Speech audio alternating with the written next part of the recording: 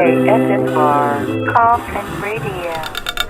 Welcome to another exciting episode of Coffin Radio. I am Heartthrob Rob, and joining me today at LAX Fan Fest is the one, the only, pretty Peter Avalon. How are you doing today, I'm feeling good, Heartthrob Rob. Thank you. It's a mouthful. Usually Pretty Peter's the mouthful, but today, yeah.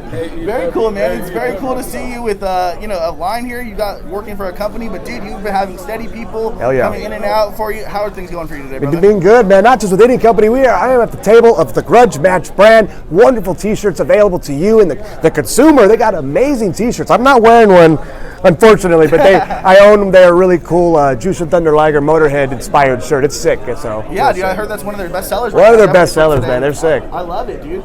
But I'm so stoked to see you. You've been killing it at AEW. You've been killing it anywhere else I've seen you. Championship Wrestling from Hollywood. Thank you.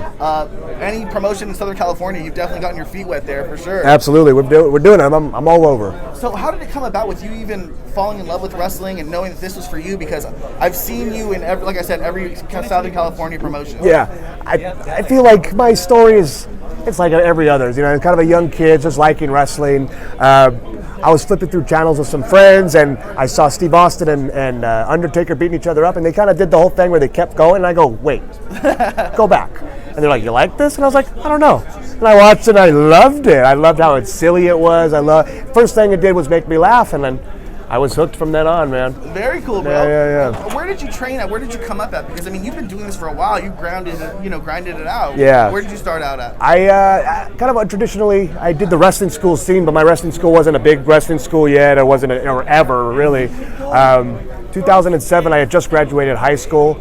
And I just turned 18. So my 18th birthday, I went to this school called Venus Fighting Essence in Stanton, California, which is right next to Anaheim. And there's a little MMA dojo called the Della O Jiu-Jitsu Dojo. And Charles Mercury, who's an old PWG wrestler, had an academy there. It was a school in there that was like other schools too. So it was like 4 schools shared this ring. And this school did a deal. It was like $60 a month. You get to go to 3 of the classes of the 4. Yeah, the other 2 trainers, I wasn't aware. I didn't know who they were. So I only stuck with Charles' class, and then Charles would have Scorpio Sky come through. So Scorpio Sky is one of my trainers. We had the Young Bucks come through when they were younger, and Scott Lost and Marcus Riot and Chris Hero and Candice LeRae and all these different people that were there along the way that are huge stars. A lot of them are huge stars nowadays. Some of them are not around anymore. So it's like I had a lot of training. I was very inexpensive, and then I broke my arm 6 months in. The school disappeared, and then when I got back into it, I trained at the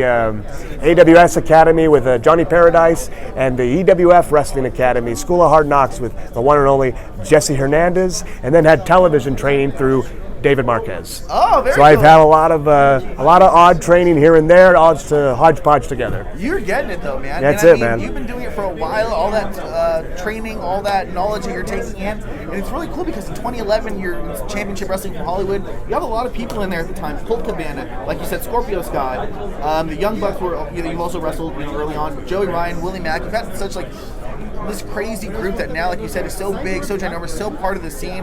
What did you realize that you were around such greatness? Included? Absolutely, because PWG was still a thing. It still is a thing, and of course the best were working at PWG at that time, 2010, 2011. You had a lot of those guys on the show, and just to learn from guys like Colt Cabana, Scorpio Sky, Willie Mack was an incredible opportunity to wrestle them. And then Colt Cabana was a star when it was my very first match on the broadcast, and he's already a star at that point. So I was like, oh, this is great to learn from these guys. I was attached to Adam Pearce and to Joey Chaos and Austin Aries, so I was learning from the best very early on. So right away I was attached to the best. Very cool, man, and I love it that you had that. Another person that you've got to work with a lot too is your tag team partner, Ray Rosas. Yeah, my man. I was thinking PP Ray. Yeah, PP Ray, yeah. How has that been going on? What is your guys' friendship? I think Ray Rosas is the best wrestler on the West Coast. He deserves more than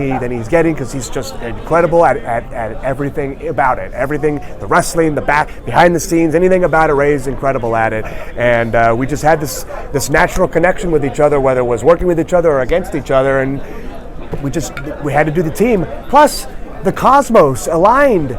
It drew us together. We share a birthday. Oh, really? June 14. That's cool, man. Yeah, How yeah. random. And for you guys to become really good friends like that, that's badass. Yeah. And I actually just saw him last night at AEW. He killed it. He killed it at AEW. I'm very happy for him. We were trying to get PP Ray going at AEW, but the cards didn't align for us, so maybe in the future.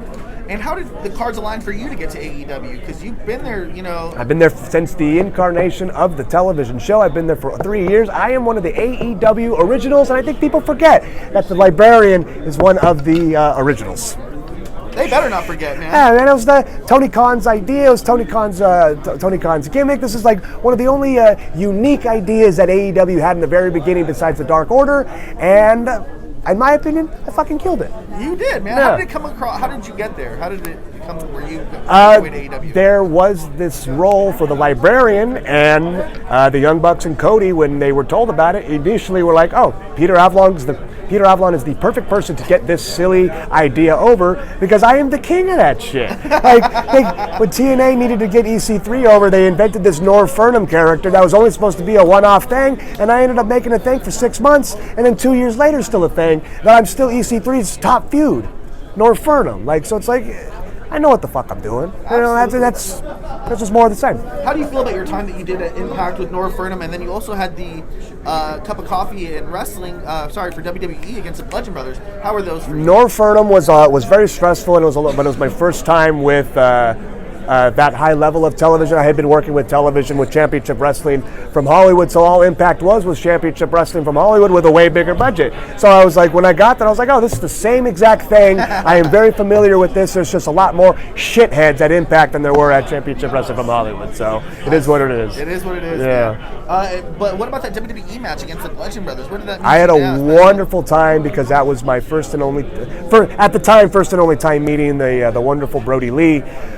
Rest in peace. And what I remember about that is of how much of a gentleman he was to me at the time. I'm nothing, I'm no one. I'm just a guy that had extra work, and I got the opportunity to get into a squash match to show what I can do. And it was me and Fidel Bravo against the Bludgeon Brothers, and both of them were very, very beautiful people. But I remember Brodie Lee being very vocal with me and talking with me, and we connected over our mutual admiration of Kane. Yeah, so that's what I'll always remember how sweet he was to me. Oh, that's cool, man. Rest in peace. He's a great absolutely, guy. absolutely. Hell of a wrestler too. What a man. That's really cool that you were able to work with him. Even just that time. The cup of coffee, I'll take it. Yeah. And then he was great when I got to see him again in AEW. He remembered me and he was very sweet. So it's a great guy. That's cool, man. Yeah. That's so sweet. And when you're in AEW, you kind of have that rivalry with Brandon Cutler. You guys are Fuck together, him. not together. Fuck Brandon. That's my comments. Fuck Brandon. There you go, man. Also, Leva, I'm sorry. That's it. That's all. Hey, man, it is what it is. Sometimes it is what it is. How do you feel about going from the pretty Peter Avalon gimmick to now being part of the Wingmen? Oh, man, it's just one and the same, baby. I just got my homies, and they wanted to hang and bang with the Wingmen. Like, I get it. Me and Nemeth are just pretty boys, and JD and Cesar wanted to be pretty too, so the four of us, what hunks. I love it, man. So I'm super excited that I always get to see you at AEW. Thank you, man. What are some of your favorite matches that you've had? Favorite opponents? At all? Overall or at AEW? Overall, yeah, we could do a little bit of both. Overall, I would say... You've done plenty of both. I've done a lot. I really enjoy... I had a great cage match with Ryan Taylor back in early Championship Wrestling from Hollywood that I really like. I had another cage match with Ray Rosas against the Banditos, which is another one, a very bloody, very nasty brawl. And then I have a very biased opinion for my match with Sonny Kiss from Fighter Fest in 2019. That was a good one. Yeah, that was you. cool, man. That was really good. Or Fight for the Fallen? One of those. Sweet. Yeah. Who was someone that you haven't wrestled that you would like to wrestle? Christian Cage. You know, if that's possible. I think it's possible, absolutely. That'd be cool, man. I'd love to see something like that. I would love it, man. Or Alex Shelley.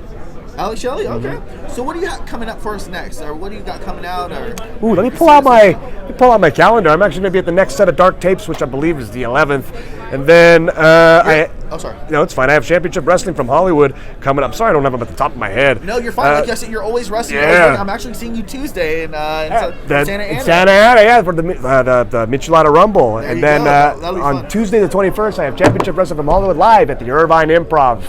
So it should You be got fun. it, man. I love it. Yeah. Where can people follow you on social media? Any shout-outs you have? You can PeterAvalon.com. I got my little website, Twitter.com/Pavalon, P Avalon, one word. And I'm on Instagram at PPA all day.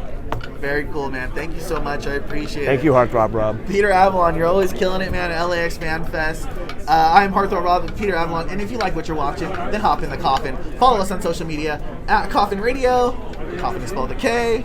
And that's all for today. ASMR Coffin Radio.